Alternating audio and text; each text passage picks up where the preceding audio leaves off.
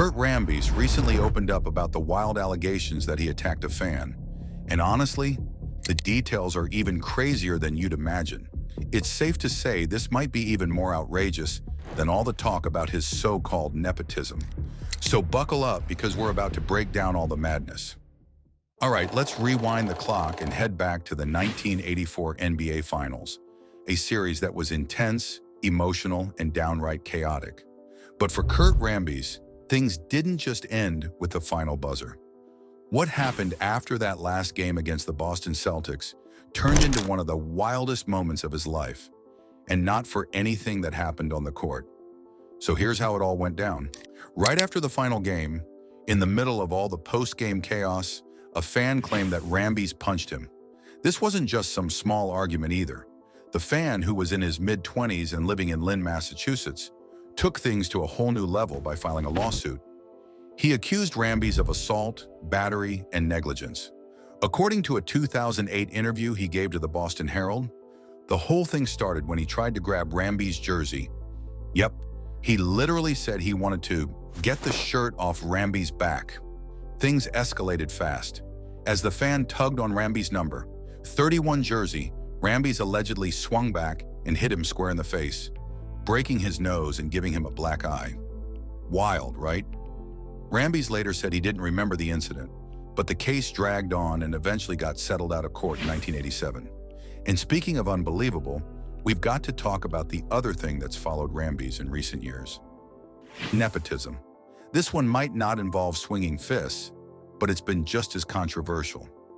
After his playing and coaching days, Rambis returned to the Lakers, stepping into a behind-the-scenes role as a senior basketball advisor. But what really raised eyebrows was the fact that his wife, Linda Rambis, also holds a major position in the Lakers organization. She serves as the executive director of special projects, which sounds vague enough, but apparently powerful enough to stir up concern. Fans and insiders started talking. Some questioned how much influence the Rambises had behind closed doors, especially during times when the team was struggling. Were they helping the Lakers get back on track? Or were personal connections playing too big of a role in key decisions? These questions still hang in the air like a mystery, don't they? But if we shift our focus to Kurt Rambis' actual basketball career, one thing's clear. It was every bit as eventful and unpredictable as the drama off the court. So why stop here? Let's dive into that wild ride too, shall we? Rambis' basketball journey didn't begin with a bang. In fact, his start in the NBA was pretty rough. He was selected as the 58th overall pick in the 1980 NBA draft by the New York Knicks, but they waived him before he ever played a single game. Just like that, his NBA dreams hit a wall. But Rambis wasn't the kind of guy to give up. Instead, he took his game overseas and headed to Greece, where he played for AEK Athens in the Greek League. Now here's where things take a fun twist. Because of his Greek heritage, Rambis didn't just play in Greece, he embraced it. He even played under a Greek name, Kyriakos Rambitis, and became a citizen. It wasn't just a name change for fun, it was a way of making the most of his situation, and it paid off. AEK Athens won the Greek Cup in 1981, giving Rambis a much-needed win in his young career. His Greek adventure didn't last too long, though. Later in 1981, the Knicks gave him another shot and re-signed him. But once again, he never suited up for them. That could have been another dead end. But then the Los Angeles Lakers came calling, and that's where everything changed. The Lakers signed Rambis as a free agent in 1981, and from there, his career took off. He became a key part of the Showtime Lakers, the fast-paced, flashy, and absolutely dominant team of the 1980s led by Magic Johnson, Kareem Abdul-Jabbar, and coached by Pat Riley.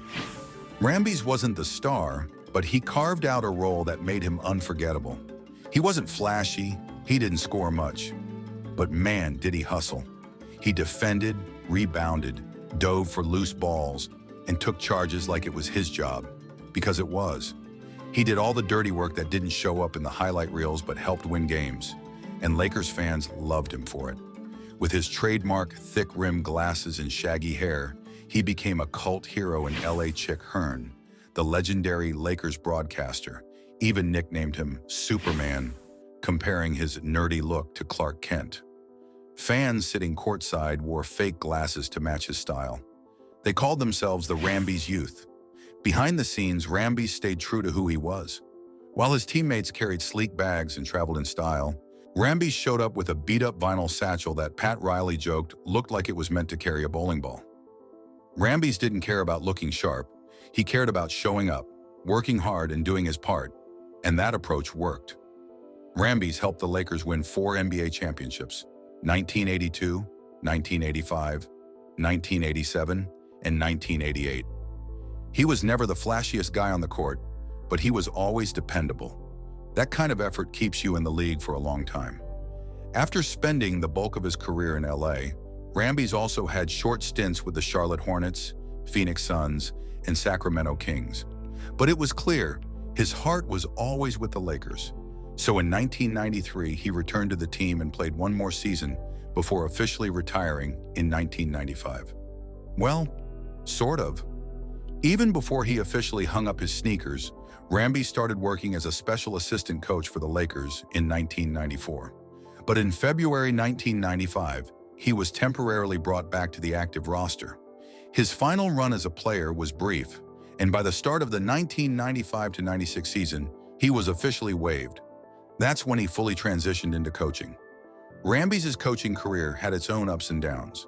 In the lockout-shortened 1999 season, he stepped up as head coach of the Lakers after Del Harris was fired mid-season. Rambis did a decent job, leading the team to a 24-13 record, but they got swept by the San Antonio Spurs in the playoffs. After that, Phil Jackson was brought in to coach the Lakers, and Rambis shifted into the front office, taking on a role as assistant general manager, but coaching still called to him. Between 2001 and 2004, Rambis was back on the bench, this time as an assistant coach under Jackson. The Lakers made it to the NBA Finals twice in that stretch, winning the title in 2002. He returned again in 2005, once more as an assistant, and helped the Lakers reach the finals in both 2008 and 2009, winning it all in 2009. Rambis might not have been the one drawing up the plays, but he was always there, helping shape the team's identity. In 2007 and again in 2009, Rambis interviewed for the head coaching job with the Sacramento Kings. He came close both times, but talks broke down over contract length and salary. Still, he didn't have to wait long. In August 2009, Rambis got his next shot when he was hired as the head coach of the Minnesota Timberwolves. Now here's a funny twist. His predecessor in Minnesota was none other than Kevin McHale, the same guy who famously clotheslined Rambis during Game 4 of the 1984 NBA Finals. From bitter rivals to back-to-back head coaches of the same team, basketball sure has a sense of humor. Unfortunately, Rambis' time in Minnesota was rough. The team struggled badly, and after 2 seasons and a record of 32 wins and 132 losses, he was let go in 2011. But Rambis didn't disappear. In 2013, the Lakers brought him back as an assistant coach, and the following year, he joined the New York Knicks as associate head coach under Derek Fisher. Things didn't go much better in New York. When Fisher was fired in 2016, Rambis stepped in as interim head coach. The team went 9-19 under his leadership, and the Knicks eventually hired Jeff Hornacek to take over. Rambis was kept on staff as associate head coach, but was eventually let go in 2018 along with Hornacek.